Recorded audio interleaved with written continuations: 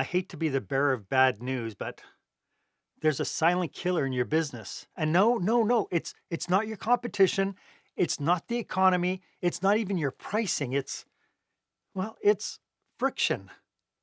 Tiny frustrations, confusing processes, policies designed for your convenience, not your customers. And here's the scary part. Your customers won't always tell you that they're leaving. They just leave. And that's what we're talking about today on Marc Haine Live.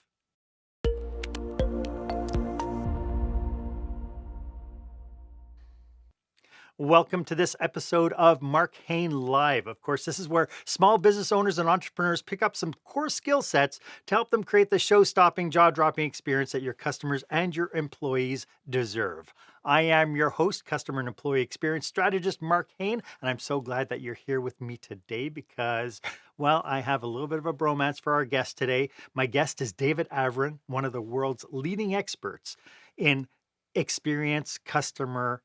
customer experience experts in the world. And today we're going to be unpacking why customer frustration is your biggest hidden business risk and what you can do about it. So my one request is please make sure that you're subscribed to this podcast, right? And please make sure you share this episode with somebody you know is struggling with their customers just evaporating. They'll appreciate the knowledge. And I'd love to see you guys rally around the work I've been doing since, well, for 290 episodes. Feel free to click the button to say subscribe to this podcast. I'd like to paint you a picture. You run surveys and your scores look fine.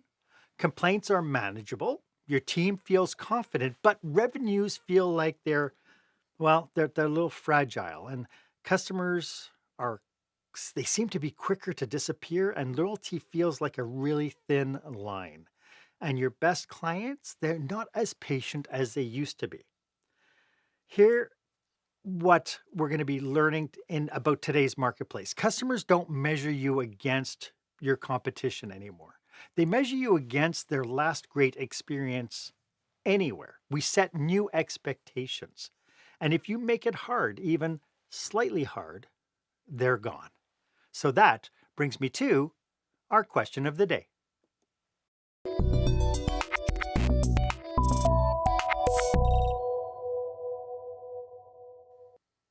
So if one of your best customers experienced friction with you today, how confident are you that they would give you another chance instead of quietly just going off into the ether? I'd love to know what your experience is. Why don't you go ahead, share this episode on your favorite social media platform, hashtag it Experienced Leadership, put your comments down and be part of this conversation. As I mentioned, my guest today is one of the most in-demand customer experience speakers and consultants in the world. David Avrin, who is a CSP Global Speaking Fellow, has delivered high-impact content-rich presentations across North America and in more than 30 countries worldwide. He helps organizations understand how customer expectations have changed and what leaders must do to future-proof their business. David is the author of 7 books, including It's Not Who You Know, It's Who Knows You, Why Customers Leave and How to Win Them Back, and his latest book, Ridiculously Easy to Do Business With. His work has been featured in thousands of media outlets across the globe, and today he's here to give us a little bit of a wake-up call that we, I think, all need. David, welcome to the show. I'm so glad you could make time for us today. Absolutely. Thank you for having me. What a what a classy intro. I mean, you and I are both on podcasts and others as well, but I think you take it to another level. So I appreciate it. Thank you very much. Hey, so David, let's start off first by digging a little bit deeper into who your clients are and how you serve them. Sure. I'm primarily a keynote speaker and I'm a consultant. I'm in organizations around the world. Of course, people have meetings everywhere around the world, every industry. I put it this way. Here's a good way to put it. Anybody who's in a competitive marketplace. So for your viewers, your listeners, look around the room where you are right now. Like literally look around the room. Everything you see in that room, somebody makes that. Mm-hmm. They make the light fixture and the floor coverings and the desk and the metal fittings. Well, they have industries, they have suppliers, and they have conferences. And so I'm the person that comes in to, certainly not a motivational speaker, but to help them recognize where they are causing frustration and friction with their customers. For so long, we talked about customer service. We've probably been talking about it for 70, 80 years. I think we know how to be nice to people, right? I think we know we're supposed to beat them with a smile. We're supposed to pick up a piece of trash. I mean, it's pretty pedestrian. But how we engage with companies today is very, very different. And so that experience is judged from their perspective. Was it simple? Was it frustrating? Was it maddening? Was it expedited? And so my work and excuse me, and our research is around uh, customer sentiment, friction, Hmm. behavior. What is it they like, what they don't? So my model is speaking and consulting. I'm really fortunate that I've spoken over 30 countries in the world, as you said. But I love getting deep with organizations, and of course, we tailor it to the industry. The Right. message for healthcare is going to be different than manufacturing or restaurant or retail or financial services, but it's all about changing customer expectations. Right. So David, this idea of friction within businesses has been around, it seems to me, forever. I mean, we've always talked about it, and sometimes, we see it time and time again that we have policies and procedures which we think is good for us, causes frictions for. But why does Sure. this idea of friction? Why does that matter now? What's going on in our marketplace that now this is a big red flag? It matters for a couple of reasons. Number one is that the mechanisms for how we connect with our customers and how customers connect with businesses is different, right? It's online, it's digital, it's brick and mortar, it's everything. So that has expanded tremendously. So even how we connect, right? A phone used to be a static thing. You could get angry and slam down the phone. You can't do that anymore. So the mechanisms for how we connect and pay and complain and purchase and follow up, all of that's different than it was even 10, 15 years ago. And the second thing is, as you had said before, that we're sort of measuring against other industries, is that the mechanisms that we have to complain and to share insights has changed dramatically as well, right? We all grew up in business. We all did. We used to call this guest relations philosophy. And it went like this, and everybody's heard this before. The average person with a positive experience tells two or three people, but somebody with a negative experience will tell 10, right? We heard that for years. None of it's true anymore. Today we tell thousands. Today we tell millions. Today, the ramifications of underperformance, them being frustrated, them feeling not heard, or whatever that might be, being delayed, the ramifications are profound because everybody has a bullhorn that reaches around the world. It's Hmm. Yelp and TripAdvisor and Rotten Tomatoes and Glassdoor and social media. So that's why it's probably more important today than it's ever been. We've always had to treat our customers well, but their expectations are changing. The mechanisms for how we communicate and engage is changing. And then, of course, we tell everyone. So Yeah. even the criteria for who we do business with has changed. It was for so many years, it was marketing, right? Good marketing, great storytelling, great slogans. The early part of my career, my books behind me, I wrote books on marketing. The drivers have changed. Today, it's much less about what we say about ourselves, certainly important, and so much more about what other people say about us. And so that's what drives my work. And people are just so much freer now to just get onto that keyboard and We're, just we're all punch we're all out critical. anything, right? Yeah, absolutely. Yeah. I actually found that, especially with telecom communications companies, when I have a complaint, I found it just so much easier just to go onto Twitter and just bellyache about something. And it was in like almost instantaneous. Somebody would send me a DM from the thing. How can we help you? And it's like, well, why couldn't you do that when I filed it online or when I tried to call the help desk? One of the things I talk about all the time is that organizations have to become ridiculously easy to complain to because Yes. we spend a lot of time and money on the customer acquisition side, right? The sales. Right. And once they become customers, it's the lowest paid, lowest trained. And the reality is, if you can, well, first of all, move upstream and fix some of the problems, make it easier to do business. But if you can address those issues, they have nothing to complain about, right? Because Yeah. as I tell my kids who are no longer kids, I say, the internet is forever and ever. And those complaints, they don't go anywhere. And so, Hmm. of course, we're much better off moving upstream, correcting the problems, addressing them quickly, um, Yeah. because everybody has that bullhorn. So let's talk about the dreaded. I'm so sorry. That's our policy mindset. Like, Yeah. let's shake the tree on this demon. Yeah, it's a challenge, and there's a reason for it. Like I was on a podcast and somebody asked me, he said, how could this possibly be getting worse? Right? We've been talking about it forever. I said, well, it is getting worse, but it's getting worse for not for the reason that you think. Service is getting worse because organizations are becoming more rigid because they want some measure of predictability in their customers' behavior and process and customer journey, and they can anticipate revenue and and hire for that and plan for that. The problem is that our employees haven't, or our customers haven't read our employee manual, and so it goes back to. Of course, we're live here, and somebody's at my door. I don't care about that. Remind me the question real quick. It's That's all right. that's It's why it's so live. much fun to do live. It's live. But we're People talking love about that. that dreaded. We're talking about that dreaded. I'm terribly Policy. sorry. It's our Yes, policy. policy. Yeah. And so what we're doing is we're hiring people, we're asking them all these questions, give us an example where something didn't go well. What did you do differently? We're looking at their background. And then we neuter them as soon as we hire them. Just quote our policy, right? John DeJulius talks about this, that he's a much bigger fan of guidelines rather than policies.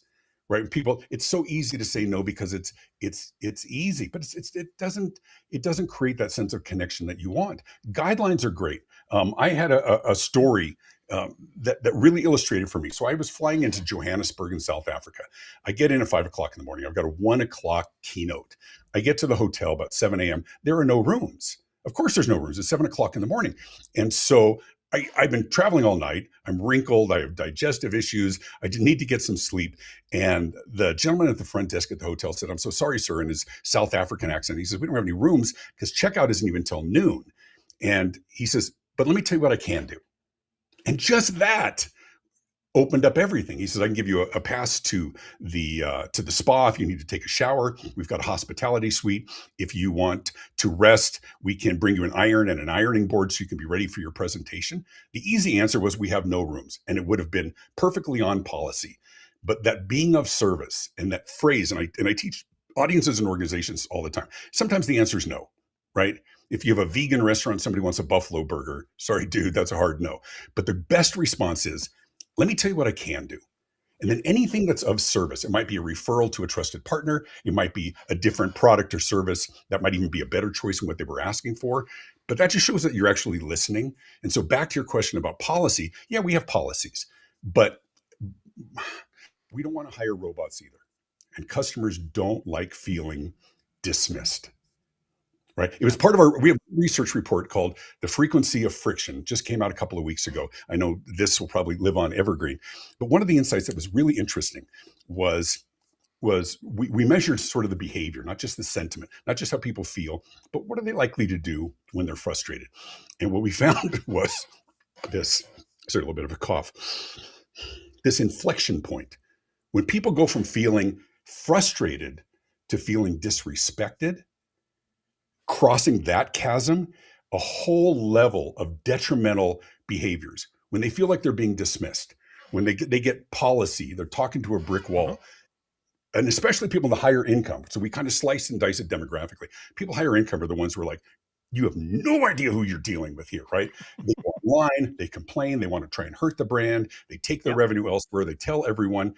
And so recognizing that from a company perspective, what are those points that really get people frustrated? What are those points of contact where we can not only make it easier, but we can, as in your work and your messaging, be more sensitive, be more accommodating, be more have a greater recognition of the humanity of the person across from them, and be of service. Mm-hmm. Would it be fair to say that people fall back on the "I'm terribly sorry, this is policy" because they're not given a wider berth to be able to make decisions to make sure that Oh they're God, satisfying yeah. needs? Well, two things. One is laziness, generally on the part of leadership. To tell everybody, sorry, no late checkouts today. Yeah. Terrible, horrible, right? Sorry, no menu substitutions. That's Yeah. organizational policy, just because it makes life easier for them, but it pisses off their customers. I mean, it's easy accommodations that they could do. And then the other one is what you had said, which was exactly that. It's just, you're not given the leeway. Not everybody's Nordstrom and that you can make decisions up to $1,000, but come on. Let people be human. I was one of the stories I tell is I was leaving a hotel one morning about 7 a.m. I was going to speak to a CEO roundtable group. And I stop at the front desk and I say, hi, I'm in room 227 or whatever. I need to do a late checkout. I start walking out. She goes, I'm so sorry, sir. I am so sorry. We're not doing any late checkouts today. And I said, like I'm leaving right now. And she goes, yeah, we have a conference coming in. Our manager said we can't do any late checkouts. I'm really sorry. And I said, I literally can't be out of my room, but I'm done on stage at noon. So I'll probably be back by 12:20. And she goes, well, you have to be out by noon. I said, well, I can't. And honest to God, true story. This lovely young woman says, I'm so sorry, sir. If you can't be out by noon, we're going to have to charge you for a second day. No, no, understand I teach this.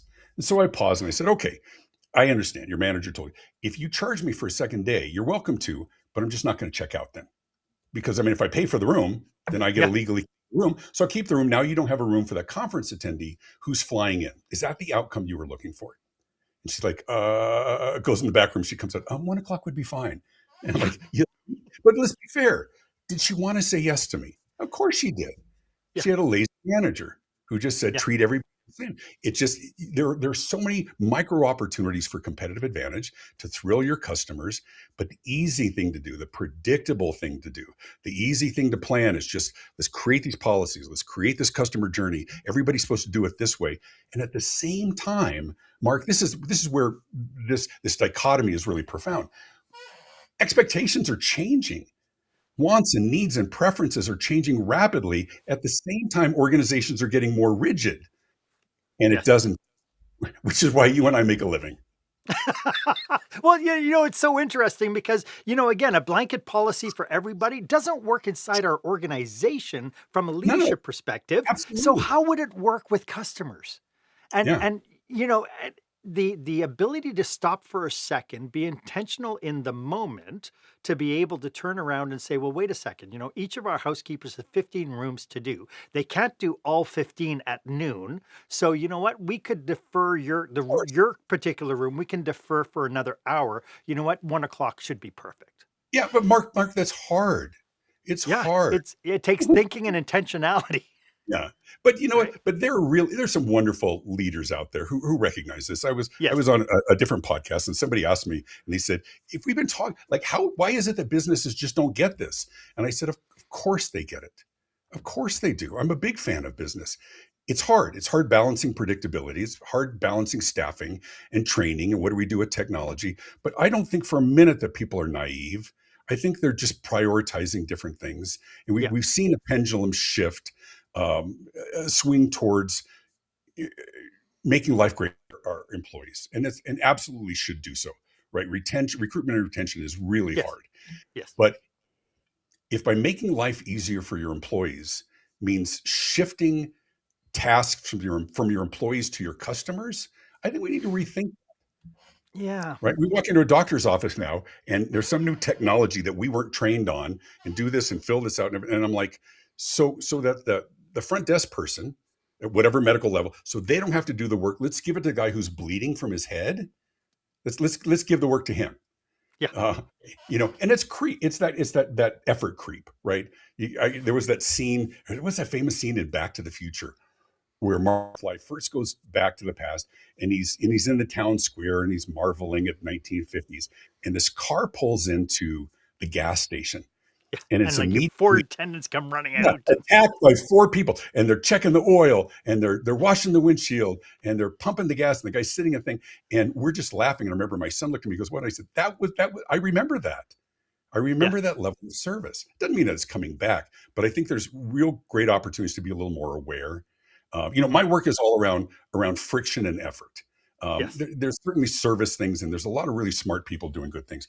But for me, and some of our research and my speaking is around finding those places where it's just a little harder to do business than it should be, and certainly Yes. from what the customer thinks that it should be. And one of the things that in our research that we found was something kind of startling, which was that the greatest predictor of customer loyalty isn't satisfaction, it's effort. People aren't Mhm. leaving because they aren't leaving companies because something went wrong. They're leaving because it took too much work to fix it. Right? We're shouting into our phone, real person, agent. Yeah. Yeah. I think you said no. It's like, right? Yeah. And we all laugh I because we all experience it, but yeah. that's also where the opportunities are. Well, in your research as well, I read that only 14% of customers do nothing when they're frustrated, but then there's the other 86%. What are they doing? Yeah, it was stunning. One of the and I'll sort of elaborate on that a little bit, Sure. is that when something goes wrong, and things go wrong all the time. I mean, that's sort of the nature of business. Um, Yeah. Only 14% did nothing, and most of those were millennials, and they just let it wash over them. And certainly, loyalty and having a longevity with the company forgives some of those sins. But what we found was 86% of people, when confronted with some kind of friction, some kind of frustration, did something negative that affected the brand, the revenue, the reputation. Some of them certainly very active detractors, which is very different than what we would have seen 10 years ago. People feel disrespected very quickly, and then they're going to go online and complain or whatever that might be. But some of them took their business elsewhere. Some of them reduced the amount of spending that they did. Even when you recover, they'll forgive, but they won't forget. So that was one of the alarming findings from this, was that the vast majority, when something doesn't go well or they feel frustrated, even if it's legitimate, they do something that hurts your brand, that hurts your business, that hurts your revenue. Yeah. Yeah, it's interesting because, I fall back to the 1990 book from Stephen Covey, The 7 Habits of Highly Effective Of People, when he course, talks yeah, about the trust bank account. And I think that plays just as well today as it did back 30 years ago. I can't believe the 1990s were 30 years ago. But having said that, this idea of understanding that, we're human beings in a yeah. human world. We are going to make mistakes, and that's okay to make mistakes. But it's this whole idea of putting things in place that basically forces your customers to start thinking there's got to be an easier way. Yeah, well, I mean, let's go to the basics of business. When I travel the world, and of course, most of my work is in America, North America. I do a lot of work with CEO roundtable groups, and I'll talk to leaders, and I'll say, "What do you think your competitive advantage is?" And universally, it's our quality, commitment, caring, trust. It's about the people. And I say, all very true. Here's what the research shows: your customers are assuming quality. You wouldn't be in business if you weren't good. You'd be Mhm. outed pretty quickly. But they're prioritizing instead, no surprise, speed. Speed of answers, speed of access, speed of information, speed of issue resolution. Don't make us wait. Speed equates to time, and Yep. time equates to respect. So they're prioritizing speed, choices, options, simplicity of process, Yep. and convenience, right? But that flips on its head what we've traditionally thought. Quality is very important. Don't take your eye off the ball. But your quality isn't your differentiator. It isn't. And I'll shout it from the rooftops. Quality is the entry fee. You better be damn good at this, or the Mhm. marketplace is going to figure it out. And that'll put you on a par with everybody else who's good. And everybody's good. And those competitors that you're working against or fighting against or competing against, they're very, very, very good people. And we're all trying to feed our families. So when we Mhm. look for legitimate competitive advantage opportunities, look at the process itself. Quality, button it up. Speed, choices, simplicity, don't frustrate your customers. And the opposite of convenient, of course, is inconvenient. And when you become inconvenient, we look for other resources. And in Yeah. most industries, there's a lot of other choices. Plenty of choices. I'd love to dig into some strategies. Like you've mentioned some things Sure. now. I'd like to get into some concrete strategies on how we can kind of turn this ship around. And we'll get to that right after this. When the spotlight shines on your business, are customers applauding or yawning? In other words, how is your business performing? Make your business a star with the new book, Lights, Camera, Action: Business Operational Excellence Through the Lens of Live Theater by Marc Haine. Marc uses his business and acting experience to help you see your business like a live show, so you can create a performance your customers will never forget. Buy Lights, Camera, Action today at your favorite online retailer or directly at marchaine.com. Welcome back. I'm speaking with David Avrin. David, I've I just did shamelessly not plugged know. my I did book. not know you had a theater background, as I do as well. Surprise, surprise, surprise. As I do as well. I actually went to college, went to university on a full theater scholarship. Wow. I did not know Way that. back in the day. I did theater and music, and realized pretty quickly I didn't want to be doing community theater in God's Wrath, Iowa. when I was I switched to broadcast journalism, but my whole There you go. background, I'm a big theater nut. Sorry, I know we took us off course, but But there's a but plug. I Plug was for going to yourself. invite you to, since I flogged my book, why don't you flog your book? Why don't you tell us a little bit about your newest book? Sure, the newest book is called Ridiculously Easy to Do Business With. There it is on the screen. It is a practical guide to giving customers what they want, how and when they want it. It's just identifying about 24 points of frustration and friction in your business, a clear rationale as to why you do it. It makes business sense, but here's why your customers don't like it. Alternatives for that. A lot of stories, a lot of case studies, and some research to bolster it. And it's available Nice. everywhere. Kindle, It's audiobook, available. and Amazon. We just launched in Australia. We just launched in India. We just signed a deal in Dubai, which is awesome. And so it's all about just spreading I spreading would that just get message. the audiobook just to listen to your voice, Oh, you're because so you nice. have I'm such a actually fighting a calming. cough right now, so I've got a lozenge in my mouth fighting this convulsive cough. But I'm all in on this whole idea of being ridiculously easy. How do we look Yeah, at our processes? How do we look at our customer journey and say, okay, that's the way we do it. Maybe that's the way our industry works, and we have for a long time. Could we yeah, make it easier? Could we make it faster? Could we break it down, a 14-step process, and find a way to help people skip to what they want? yeah, Right? I use this analogy. Nobody wants to stand in line at the buffet if they just need to refill their drink. right. So when you call an organization and say, please listen closely as our menu options have changed, you're going Uh-huh. to hear 9 things that have nothing to do with you. Yeah. How people So get to are what there they want. are there any customer behaviors that leaders should be tracking? Like, I know that people do NPR ratings and this sort of thing, but typically the people who respond to surveys are either extremely happy or extremely pissed. And but it doesn't give us a true sense of kind of where our business is. So what are the behaviors we should be recognizing that would give us kind of almost like a lead metric to a problem, rather than the lag metric of where are all our customers? Our store is empty. Yeah. Well, and there's a lot of ways to do this. Net promoter score, of course, is pretty standard. I think everybody should be doing some measure of that as well. But there's some effort. We're actually working on a new certification as well. We have our new ridiculously easy to do business with certified, whereas I think a lot of people are familiar with Great Place to Work. Right. Hmm. They measure company Yep. culture. Better Business Bureau measures adherence to ethical business standards. We're launching across a variety of verticals, being ridiculously easy to bank with, ridiculously easy to travel with, ridiculously easy to earn with, or learn with, or heal with. And the whole idea is measuring, do you have policies and behaviors and language in place to help people get what they want easily and quickly? There are certainly standard of customer effort score and some of those things as well. But I think that the broader question is, what are the behaviors, as you said, that you're Hmm. looking for? And you can notice it in churn. You can notice it in reduced spending. There is a whole new growing uh, discipline of behavioral analytics.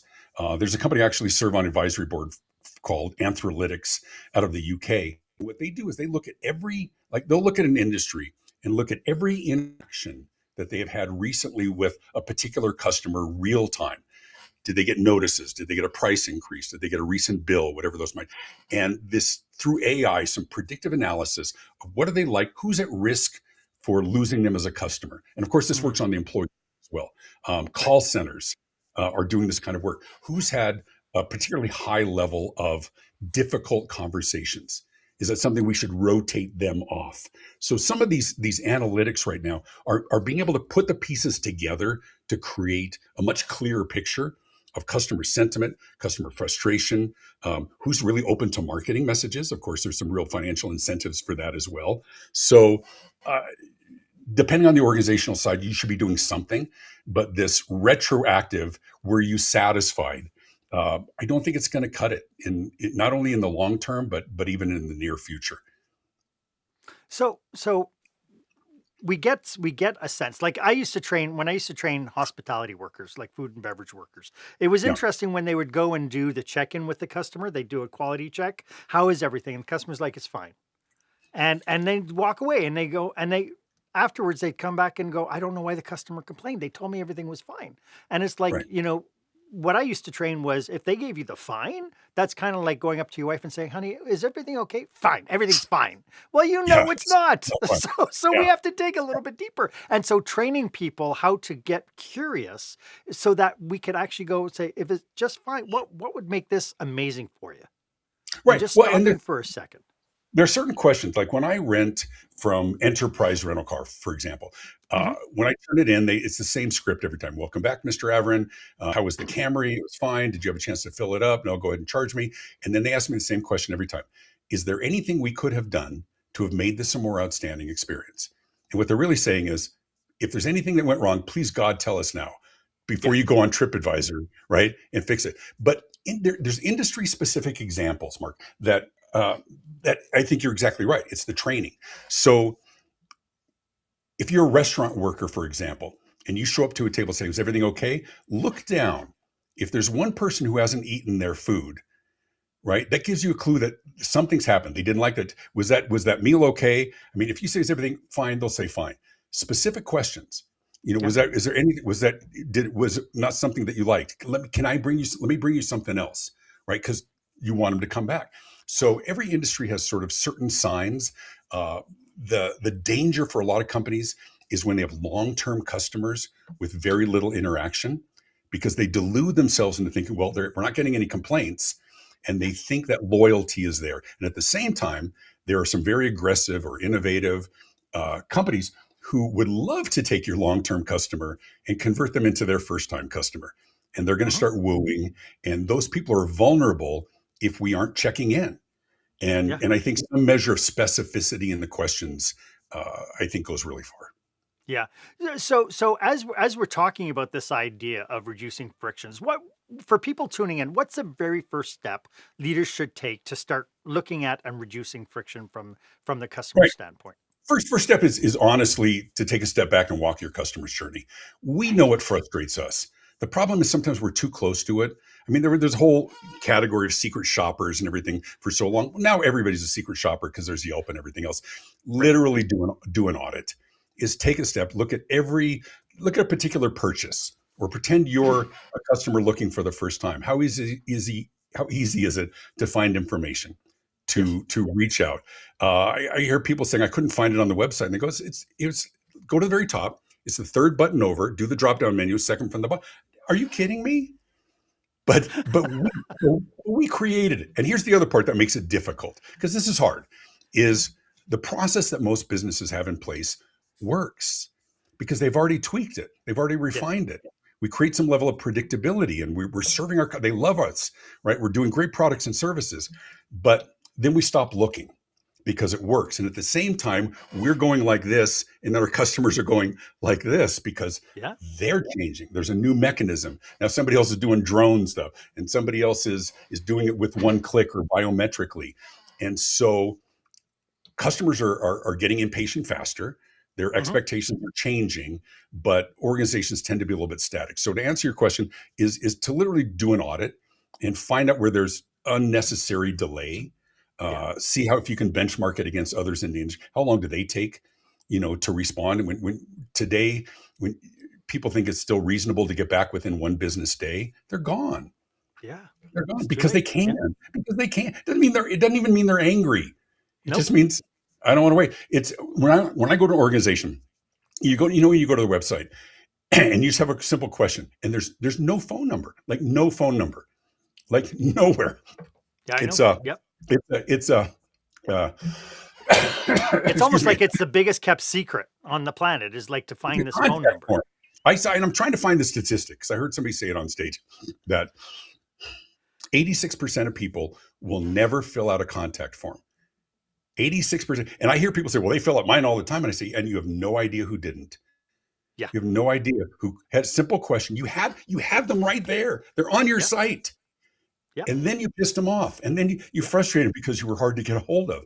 I tell my speaker colleagues, I say, I go to your websites and there's no phone number. I'm like, well, we're on airplanes. I'm like, well, I appreciate it because you put my kids through college, because I'm getting your gigs, because I'm responding faster. Yeah. Harvard Business Review said there's 100 times better chance of winning the client or customer, 100 times better with a response within 5 minutes. not 100%, 100 times. Because what it says is whoever answers first oftentimes gets the gig. So Yeah. why would you build a wonderful business and then be hard to get a hold of? It's those kinds of points of friction. So walk that customer's journey, look at every point and say, could we do it faster? Could we make it simpler? And of course, Yeah. organizations are doing this all the time. Can we shave an eighth of a second off that biometrics?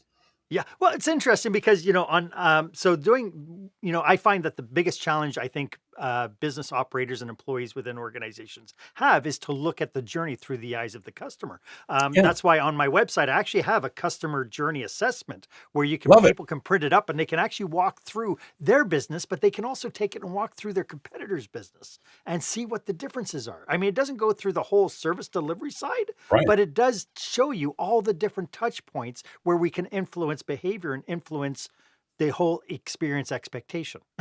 Right? Super So, important. But it goes back to that line that says, um, when I was asked is like why they don't get it. I think everybody gets it, but I don't think they're looking through the right lenses. And maybe. of course, everybody's trying to say what would, it's less about what our customers want to buy. We want to button that up, but Yeah. the process is so important. It's so important to them, right? Was it frustrating?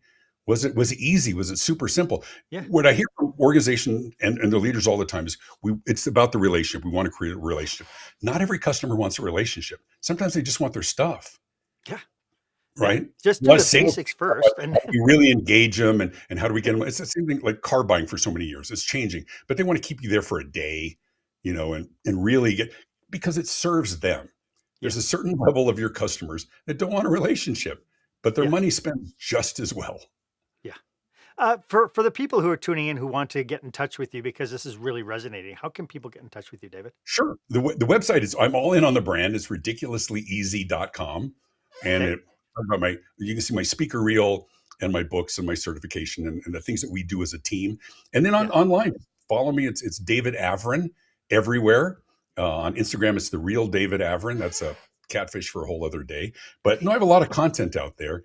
And of course, the books are all on Amazon, but everything's just ridiculously easy. Okay. I did put the link in the show notes, so it's there. But I have to say, David, one of my biggest frustrations with businesses is how they refer to customer support as and customer support initiatives as expenses, right? Like on their financials, it's labor Right. expenses, housekeeping expenses, training expense, and of course that becomes the first thing that operators cut when things slow down, when things are terrible, as opposed to looking at it like these are investments, which is, I guess, by its very nature, is the Right. ROI, return on investment. In your experience, how can companies shift from seeing customers support and customer interaction as an Great question. expense and move it to being investment? It's all about who's in the room when the decisions are being made. Honestly, you see the big shift, self checkout, all those kinds of things. I understand it. There's an economic reality to that, but those decisions are largely made by operations and finance, the bean Right. counters, the operations people, and then it's handed to marketing and customer experience to implement. And my assertion, and I'll die on this rooftop, is they have to be in the room when the decisions are being made, because there are behavioral ramifications of those policies. At some Right. point, people get to a level of frustration. You can cut and cut and cut the people. And at some point, your financial models break down because the customers just leave Yeah. because they can. Right? A static economic model says a penny saved is a penny earned. You save a dollar, you can add that dollar to your balance sheet. But a dynamic economic model says when you do things that frustrate people, and I talk about this in the book, there are ramifications. Some of them will put up with it, and some of them will say, you can't even count that dollar anymore because I'm taking it somewhere else. And Yeah. striking that balance is hard. I don't think I'm smarter than the people at Walmart. I don't, but I'm an external voice. And so to answer your question, here's how you do it: is you make sure that customer experience, which is oftentimes and more so a new discipline within organizations, and marketing are both in the room when these operational decisions are being made. Would you say with an equal voice? They can't. I mean, they never will, because they also don't have the P&L responsibility that finance does in operations, right? They're being evaluated on organizational success. But making sure, what do they say? If you're not at the table, you're on the menu. Yeah, you there you know? go. But that's the frustration that we get with professionals who do what you and I do, is that we see them in organizations being tasked with, sometimes they get design programs, but they're oftentimes implementing or creating talking points for significant shifts. And we saw this, the big debacle when very recently when Southwest got changed to standard seating. Right, operations Right. did that. Finance, that we're going to make this much more money because now we can charge for these seats. Look how much more money. Now there's a whole category of people who used to fly Southwest. They're not going to get the revenue from them just because now they're just like everybody else. So Yeah. those economic models break down. We had the exact same situation here in WestJet, north of the border, that they put in an extra row. They shrunk all the seats down, and all of a sudden, people couldn't even sit. They had to sit with their legs kind of splayed and try to figure it because there was not enough distance. And everybody was bitching and belly aching over it on social media. It hit the news, and then Yeah. WestJet had to roll back and say, "Terribly sorry, we thought this would work." Yeah, but you look at it from an economic perspective, and the bean counters I lovingly refer, Yeah, it made sense. Look how yeah, much six more more seats on a revenue, plane. six Yeah, more seats. But you're not going to fill all those seats now because yeah. other people. And so that's the nature of our research, the frequency of friction, which is not just how people feel when confronted with these things, but what are they likely to do as a result. And I think it's a wake up call for people in businesses. It's hard.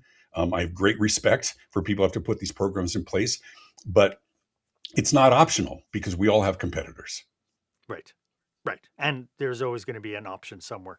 I'd love to get into some cautionaries and pitfalls as people are kind of tuning into what we're talking about today. And Sure. they're looking now, they're hopefully intentionally looking at their business. I'd like to talk about cautionaries and pitfalls, and we'll get to that right after this.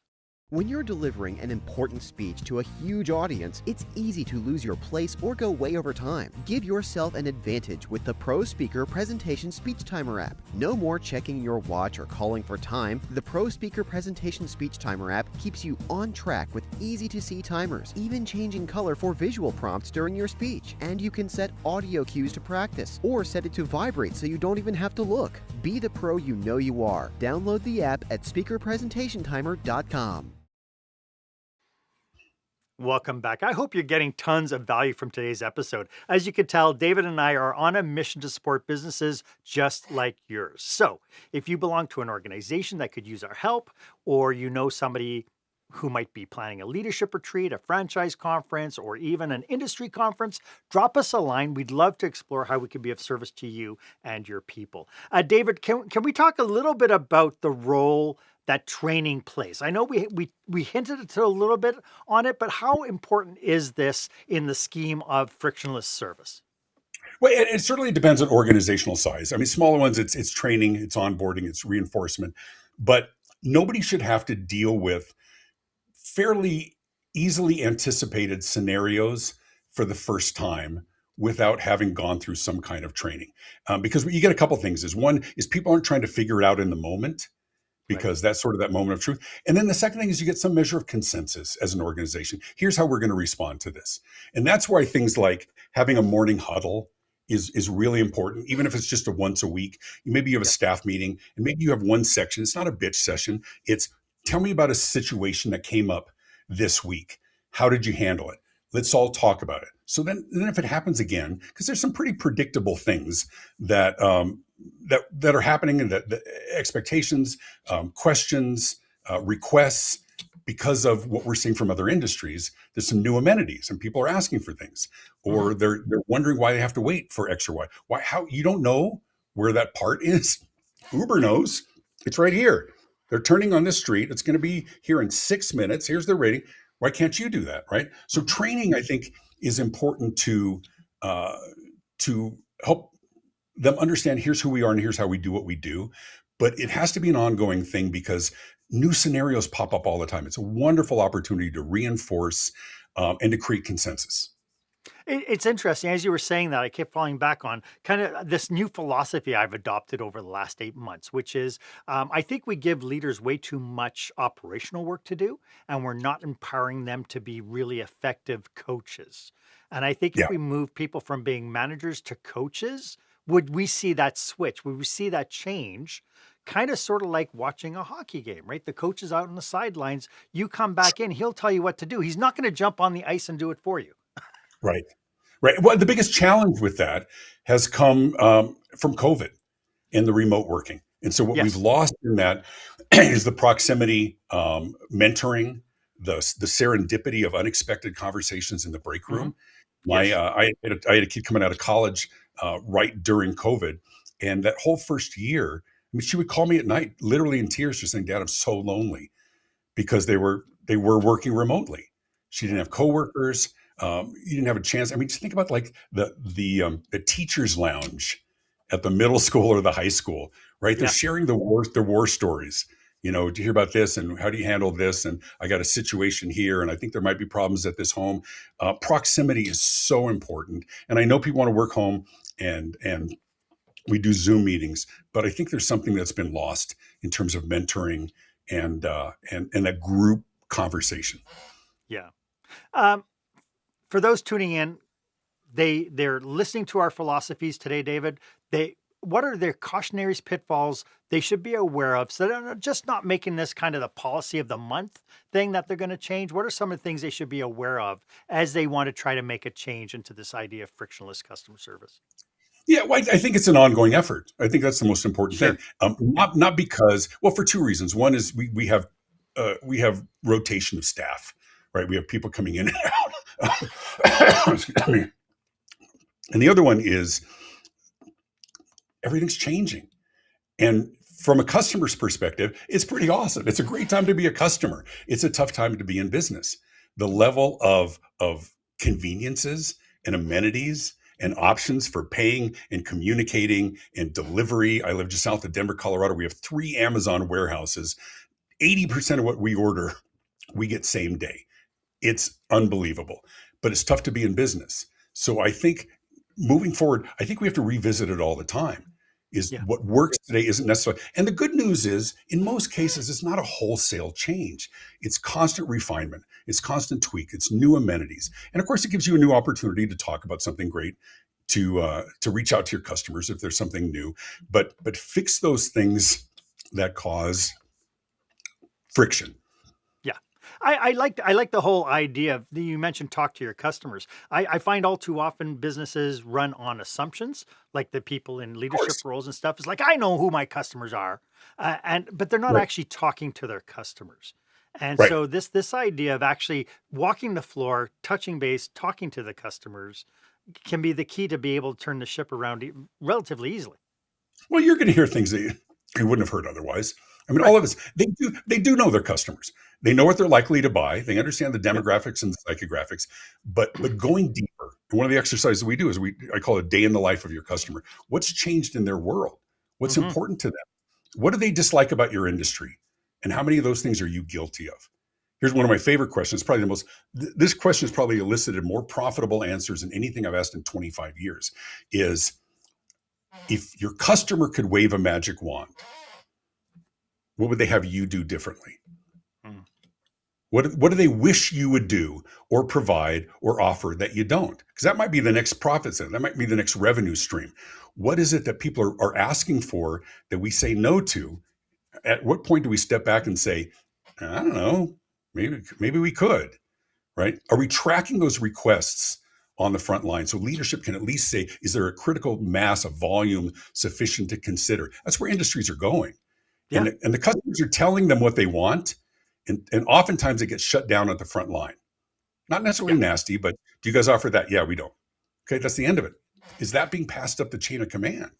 Right. So yeah, I think looking at what's next, and what's next isn't 10 years from now; it's 18 months from now.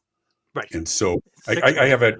have had clients who say, "Yeah, but if we do that, our competitors are just going to copy us." Yeah, and then you look for what's next. That's how things get better. I mean, being worried that your competitors might copy you is Right? no reason to keep yourself stagnant and not move forward. Right? Yeah, It's it, a funny mindset. It's just it's no. an interesting It's the same mindset, thing. isn't Like it? I've talked to people that say, talk to your customers. They'll tell you what they want. Oh, they'll just tell me they want everything for free. And it's like, you got to Yeah, check your ego a little bit here.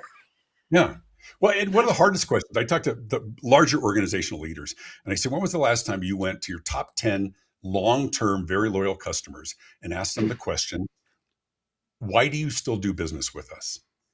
because they're afraid of the answer. They're afraid of Yeah. rocking the boat. They're afraid of like, why are we still Murphy? Put that out to bid, right?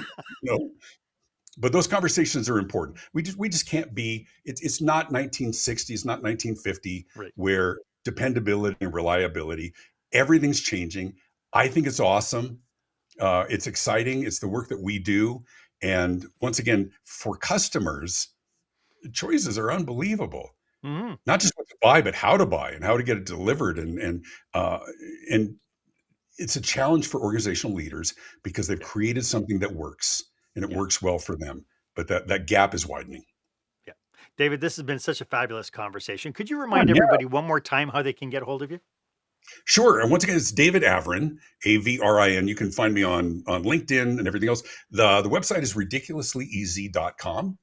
And you can watch a little video and learn about our books and certifications as well. But yeah, look me up and I respond to all emails. I love that. Hey, as we wrap up, do you have any last thoughts about what we've been talking about today? No, just praise for you. I think this is one of the better shows that I have been on. I'm not just sucking up just a little bit. But no, I love that. No, I think even for your audience, look at this compared to the other shows or podcasts and the structure and the intentionality. I think there's a great analogy for your business as well. Is we're not just putting our head down and working. We're not just trying to get through the day. Be really intentional about how you present yourself to the marketplace. Yeah. And this is excellent. Thanks for having me on. David, thank you so much. I really appreciate you being here. I appreciate you sharing your knowledge, your passion, your expertise. Everything is in the show notes. So, folks, if you want to get David's book, because I think this would be a great checklist for you to be able to find out and get awareness in your business, get the book. It's not a hard read. David, thank you again. I really appreciate you being here. Thank you, It's been a Fred. blessing. Hey, if Thank you you. have any questions about today's episode, or maybe you're thinking, hey, we could really use a complimentary 30-minute brainstorming session with Marc or even with David, well, good news, you can snag a spot on my calendar. Just hit the link below. It's the one that's marked meetwith.marchaine.com. Feel free to check out David Avrin's link as well. Make sure that you reach out if you need help. Keep in mind, we're not in a bubble anymore, folks. There's resources out there that can help you succeed. As always, I am at your service. And if you haven't done so yet, please, why don't you make sure you subscribe to this feed? Follow me on social media. I'm here. I post all the time. And then if you subscribe to the feed, you'll get notifications when I bring you fresh new content with great experts like David each and every week. I'm here live Wednesday, 2 o'clock Eastern Time. Thank you so much for joining me today. My name is Marc Haine. I hope you stay safe, stay healthy, and I dare you to be the exception. Bye for now.